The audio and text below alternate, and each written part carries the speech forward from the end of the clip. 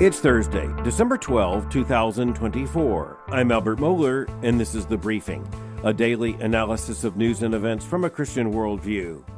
The Economist of London thinks it's pointing to something very significant when it runs a series with the headline, "Gambling is Growing Like Gangbusters in America." There's a certain irony in that headline, but let's just face the fact that the big story here is a vast increase in the number of Americans gambling and how much money they are gambling, the array of different activities that are now included in legalized and, for that matter, still illegal gambling, and the fact that this has now become a major part of American culture and, as The Economist notes, a major part of the American economy as well. Our concern here is more with what this reveals about morality, worldview, human nature. They're all very much a part of this particular picture. Let's start with The Economist. The Economist is one of the most important media entities in Great Britain. It is primarily associated with the economy. You can tell that from the title, but it is also interested in the economic dimensions of the larger culture. It is authoritative in the British context, and it is widely read on both sides of the Atlantic. It is something like a British version of the Wall Street Journal. Very similar kind of approach. But when you look at the moral judgment being made by The Economist, it's here, and it is very much a moral judgment. Another headline in their series is this: America's gambling boom should be celebrated, not feared. And so we are talking here about two different possible responses to this radical increase in gambling. One is to think it's a bad thing. One is to think it's a good thing. The Economist declares itself, saying that it is a good thing. It should be celebrated, not feared. Now, the very fact that you publish a series like this and you run a headline like that indicates that The Economist knows this is a moral issue. It doesn't want to face the moral issues squarely, but it does at least acknowledge them. Let's look first of all at the major news analysis offered by The Economist on just the facts of how much gambling is growing in the United States. Well, here's one interesting thing. Back in 2018, that's not exactly ancient history, less than 10 years ago, Americans bet $7 billion on sports. It's now $150 billion a year. So from $7 billion a year to $150 billion a year. You don't have to be very good at math to know that is an exponential, massive increase. And yes, it tells us something. As The Economist tells us, the craze for betting is, in their words, quote, sweeping over America. Quote, this year Americans are on track to wager nearly $150 billion on sports, having bet a paltry $7 billion in 2018. Another $80 billion is being wagered in online casinos. In the few weeks when election gambling was legal before the presidential vote, hundreds of millions of dollars were placed on the outcome. Quote, even physical casinos are spreading. Soon the island of Manhattan could have its own casino towering over Times Square, end quote. Now, later in this very article, we are told that at least one major figure, that's the owner of the New York Mets, Steve Cohen, is now proposing to build a gambling mecca. That's what it's called, a gambling mecca next to the Met Stadium in Queens. How much might it cost? Brace yourself, $8 billion. In other words, this business is so big and it's growing so fast that you have investors willing to put $8 billion into one location in order to create a gambling mecca in the United States. Okay, let's just do a little bit of history here. Was there a gambling mecca in the United States before? And the answer is, well, there was, but before there was, there wasn't. And after there was, there kind of isn't again. Or at least the virus is spreading very, very fast. So let's take this chronologically. Before there was legalized betting, there was a cultural consensus in the United States that gambling ought not to be legalized and ought not to happen. The law was understood to be making a moral statement, and that moral statement was that you ought not to put your money at risk by gambling.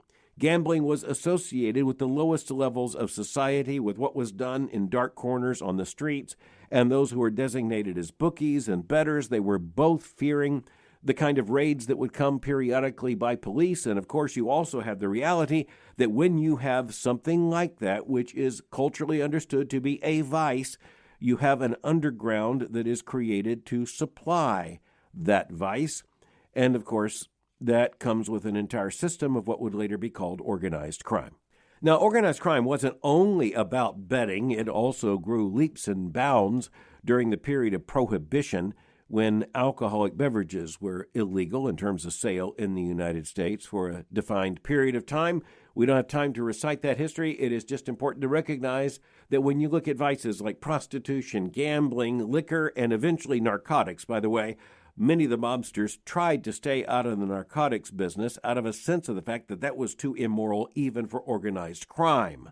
But, eventually you have the argument that if others are doing it, you're just letting them take the entire business. You're not getting your cut. So eventually, basically, all the mob bosses, all the mafia families, all the rest, they got involved in the sale of narcotics, the trafficking in narcotics. What a dark business. But let's understand the same worldview, the same moral argument is being shared by an awful lot of people wearing business clothes in the United States. And that includes many of our elected representatives. You have state by state saying, look, that state is getting a lot of income from gambling. We're missing our cut.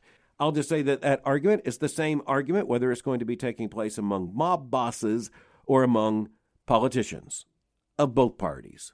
But we're talking chronology here. There once was a time when the entire business was illegal. And by the way, there were ways around that, of course. One of the ways around that was to go on a boat and go offshore so that you got out of American legal jurisdiction. And so there were basically floating games, floating casinos, and that was also a part of the riverboat business at a certain stage in American history. But then came Las Vegas. We don't have time to go into the entire legislative history. But during the period, especially the 1950s and the 1960s, the state of Nevada decided that it would legalize certain vices. And by the way, it wasn't only gambling, it was also, in certain contexts, prostitution as well. And the idea was brilliant, at least in business terms. You could come up with an enormous supply answer to the demand question when it comes to something like both prostitution and especially legalized gambling. And Las Vegas was enticingly close to the burgeoning population in the state of California. And of course, in time, Nevada came up with not just one, but two different, say, capitals of gambling by the time you look at Las Vegas and at Reno. Nonetheless, this was a massive concentration of gambling. It was legalized gambling, and that was largely a monopoly held by Las Vegas for a very long time. You had, of course, these massive casinos, this massive gambling industry, and then you had the arrival of the very same thing in New Jersey, there in Atlantic City. And of course, Donald Trump was very much involved in the casino business in Atlantic City. How did it come that there were these two legal centers? Well, that took congressional action, and eventually it was the Supreme Court of the United States that ruled just in recent years that it was unconstitutional for national legislation to privilege two places in respective states in which gambling could be legalized. And you often hear these days people say that nationwide legalized gambling came about because of an action of the Supreme Court. Well, it did come, in one sense, by an action of the Supreme Court, but it wasn't an action legalizing gambling. It was an action rendering unconstitutional, ruling as unconstitutional legislation that had created these two islands of gambling amid 50 states. So the chronology more recently is that you've had a spread of gambling. And by the way, it's been uneven. It's been interesting. For one thing, various court decisions and legislative deals were made to enable legalized gambling, including the presence of casinos in territories controlled by Native Americans. And so you had tribal casinos that emerged in several areas. You can drive across the interstates in Oklahoma and see something like this, but it's also found in California. It's found in the Seminole areas in Florida.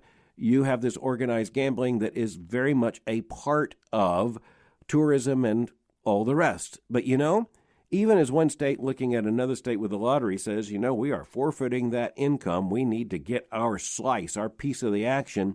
You also have city by city trying to make the same kind of decisions. That's one of the reasons why the city of New York is looking at a vast investment in gambling. But they're going to do that, the politicians in New York, in a way they think will bring them the most money and the most positive visibility.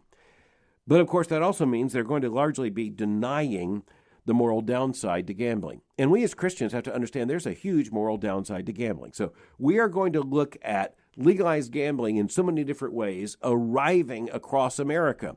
And of course, the invention of the internet, that whole new digital dimension, has brought a rapid expansion of gambling. Still, it's important to recognize that the clear distinction even between legalized gambling and illegal gambling Well, all you have to do is look at recent headlines to understand that is becoming a blurry issue.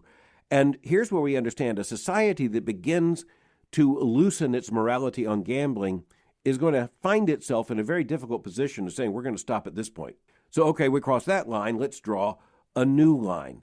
That's just the way it works. And pretty soon, you've got a casino next door. It is estimated, by the way, that the big money we're talking about is going to get even bigger. The Economist estimates that by the end of this decade, that's just, say, 6 years away, by the end of this decade, Americans are projected to wager as much as $630 billion online. So let's just look at this in a biblical perspective. The main biblical issue here has to do with stewardship. And then alongside stewardship comes justice. Love of neighbor. So the stewardship issue is very clear. In the wisdom literature in the Bible, for instance, in the book of Proverbs, there are warnings against those who simply act wastefully. They have holes in their pockets. Their money just disappears. You have warnings in the Old Testament about ill-gotten gain. And of course, that's repeated in the morality of the New Testament. And so the worker is worthy of his hire. That is to say, the worker is worthy of a wage. Investment is honored. Jesus even honors investment in terms of his moral teachings and his parables. But gambling is something that the Scripture clearly does not allow for. Now, it's interesting, by the way, to hear many people today, just in terms of the righteousness question, the inherent morality question, I hear some younger Christians, especially young Christian men, making the argument, I'm not really betting, I'm just paying a certain amount of money for a very fun form of entertainment. And I just want to take that, and let's take it honestly for a moment. I'm going to say that it just might be possible that for you, that's what this is. So I don't want to say that can never be the case. I think it can be the case that you have even Christian young men, you have Christians who say, I would otherwise spend this money on another form of legitimate entertainment. I am going to bet in terms of my favorite sports team, or I'm going to bet in terms of some other athletic context. I'm going to do something clean and honest. I'm going to have fun with my friends. I'm going to say I'm going to spend X dollars on this night, and I'm simply going to enjoy the time with my friends. Is that unrighteous? Well, I think as an individual act, it probably is not unrighteous. The problem for Christians is that our individual acts are part of a larger moral context. And this is why I mentioned love of neighbor and justice. Because the injustice of the gambling industry has to do with what is displaced by that industry and the lives that are harmed. Even The Economist, again, their headline was, America's gambling boom should be celebrated, not feared. It does acknowledge that there's a downside to gambling, but they overcome that by coming back and saying, there are bigger issues than the harms done by gambling, either to the individual who's gambling or to the family of the person who's gambling, or even to the economy in terms of illegitimate aspirations and motivations, incentives. The argument here is, quote, in fact, much about today's gambling boom should be celebrated as an expansion of people's freedom to lead their lives as they choose, end quote. Okay, now, again, if we're talking about an individual, we still have a problem, because there are acts that are inherently right and wrong. There are acts that are righteous and unrighteous. The Economist, writing from a secular worldview, actually doesn't even seem to accept that that is true. But I want to take it to the next step. Let's get back to love of neighbor for a moment. If we are bound by love of neighbor, that means that we cannot hope for the success of an industry that is going to do harm to the larger society and individuals. Now, The Economist says, you do the math, and there is more good here than harm. This is where Christians have to say, I find that to be a very debatable argument. And that kind of argument is what comes with the argument for expanding just about any mode or any dimension of human liberty. So I find it very interesting. I want to go back to that sentence, quote, in fact, much about today's gambling boom should be celebrated as an expansion of people's freedom to lead their lives as they choose, end quote. That very straightforward and I would say very reckless assertion of human moral liberty is a huge problem, because you can fill in the blank about what activity you're talking about with any number of words. I don't think The Economist is going to endorse. At least I don't think they're prepared to endorse such things today. Again, make one line, cross that line, draw another line, cross that line. The beat goes on.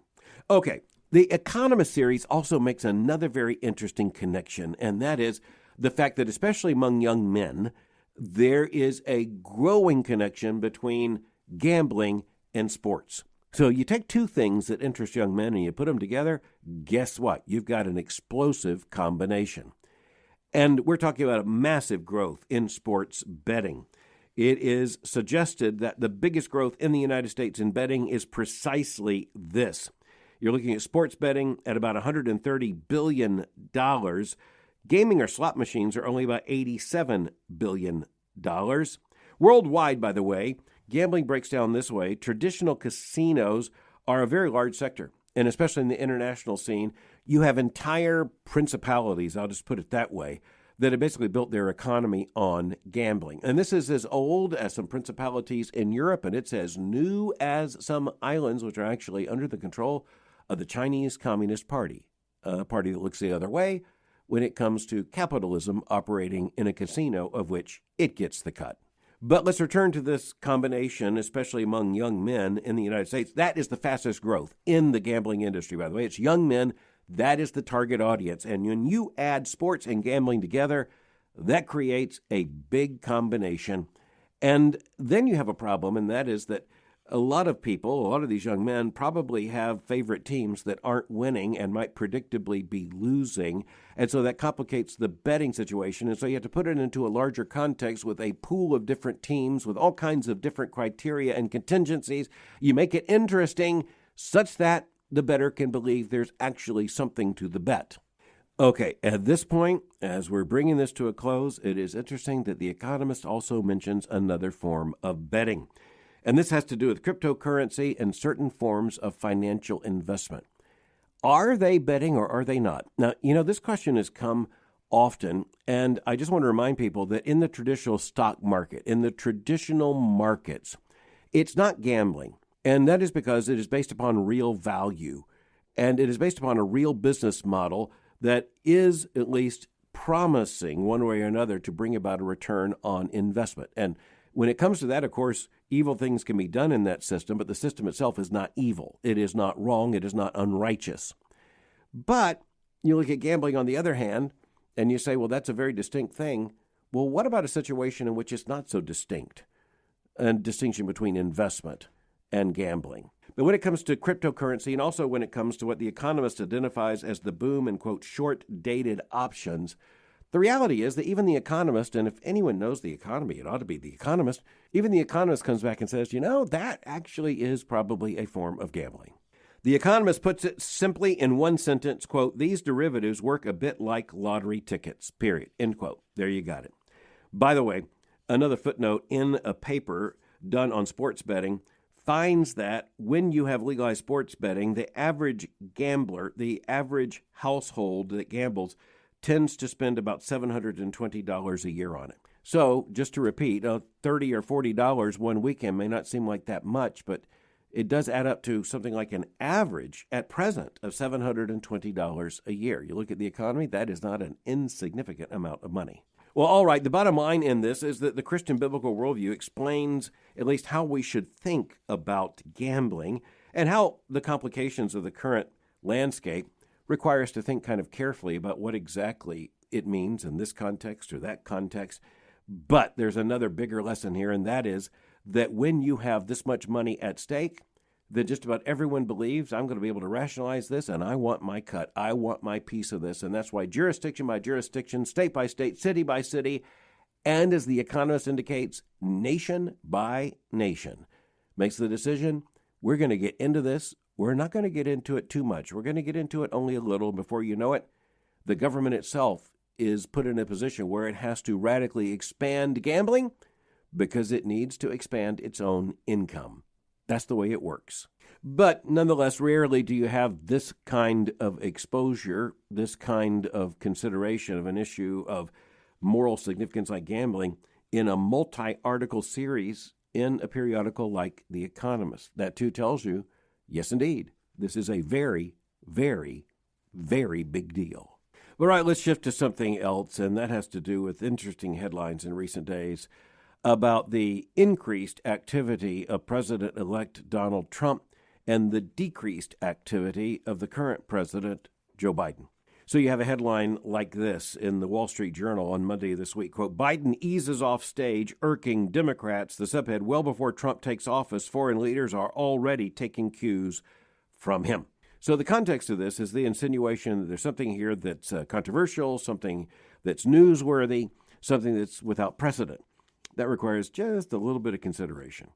First of all, we need to recognize that in the original constitutional order, even as the elections were held in the fall, the new president did not take office until the 4th of March of the following year. And so you had weeks upon weeks of waiting for the new administration. And if you add up going from the first week of November to the first week of March, I mean, you're talking about a third of the year. You're talking about a lot of territory. And that became problematic. You can understand why in the early national experience of the United States that might make sense because you're traveling by horseback, by stagecoach. It's rather difficult to assemble a government even after an election. It takes a number of weeks. But in the modern age, that became ridiculous. And as a matter of fact, within the 20th century, it became untenable. And so in the early decades of the 20th century, leading up to the Roosevelt administration, you had a shift in a constitutional amendment. You had, among other things, a shift to Inauguration Day, the beginning of the term, to January the 20th of the year following the election. So that reduced by several weeks, getting close to 2 months, the time of wait between one administration and another, that time of transition. Now, there has to be some time of transition because a newly elected president has to assemble an administration and put people in place, and that requires not only a personnel process for presidential appointment, it also requires, in the case of about 1,100 different positions, Senate confirmation. So that is a time-consuming process. And by the way, that time-consuming process will go on long into the first year of the president's term. But nonetheless, crucial cabinet members and others have to be in place in order for the transition to take place, and it is complicated. But the articles that are appearing in recent days are pointing out that to an unusual degree, the incoming administration of Donald Trump is already very loud about foreign policy issues and fairly loud about domestic policy issues. And the current Democratic administration of Joe Biden going off the stage, well, it is unusually quiet and non-activist on so many of these issues. And remember that headline, it is a situation that is, quote, irking Democrats, which is to say Democrats wish President Biden were a bit more energetic in these last weeks of his administration. But this is where Americans have to sit back for a moment and say, wait just a minute. Let's recall the reason that Joe Biden left the race months ago is that the Democratic Party propped him up as if he were still in full operational condition when he wasn't, and when problems of aging and mental incapacitation were clearly, at least in terms of reduced mental agility, these things were already very clear. So why are you surprised that a president who's done very little for a considerable amount of time is doing even less in the remaining days of his administration? Frankly, I think there are also many Americans who are quite relieved that Joe Biden is doing even less during this time. But I want to point to something else, and this is just a worldview observation. When you have a Democratic transition in an office such as President of the United States, when you have a clear succession of one administration to another, and when you have a clear demonstration of this is the past and this is the future, guess what? All the energy goes to the future, not to the past. That is just a factor of human nature. That's just how it works. And in the fast-paced world we live in today, and in the rather complicated world we live in today with real military threats, change of government in Syria, dangers coming from China and so many other places, war in Israel and there in Gaza, there are all kinds of reasons why the world is quickly asking, where is America on these issues? And if you want to ask that question, you decreasingly have any interest in asking it of Joe Biden. Increasingly, everyone's asking that question of Donald Trump or the people around Donald Trump. And by the way, the president-elect went to the opening ceremony for Notre Dame Cathedral there in Paris, where he sat with the outgoing First Lady of the United States, Jill Biden, in an unprecedented picture in terms of American history. And yet, Emmanuel Macron, the president of France, really didn't need any more time with President Biden. He wanted as much time as he could get with President-elect Donald Trump. Even if people in the United States don't seem to understand how the presidency works, I guarantee you that foreign politicians and heads of government understand very clearly how power works. But Joe Biden is still the president of the United States, and that means that at least constitutionally, he is still capable of exercising presidential power for good or for ill. Other issues of controversy await. We'll turn to them another day. Thanks for listening to The Briefing. For more information, go to my website at albertmohler.com. You can follow me on Twitter or X by going to twitter.com/Albert Mohler. For information on the Southern Baptist Theological Seminary, go to sbts.edu. For information on Boyce College, just go to boycecollege.com. I'll meet you again tomorrow, and you can bet on it.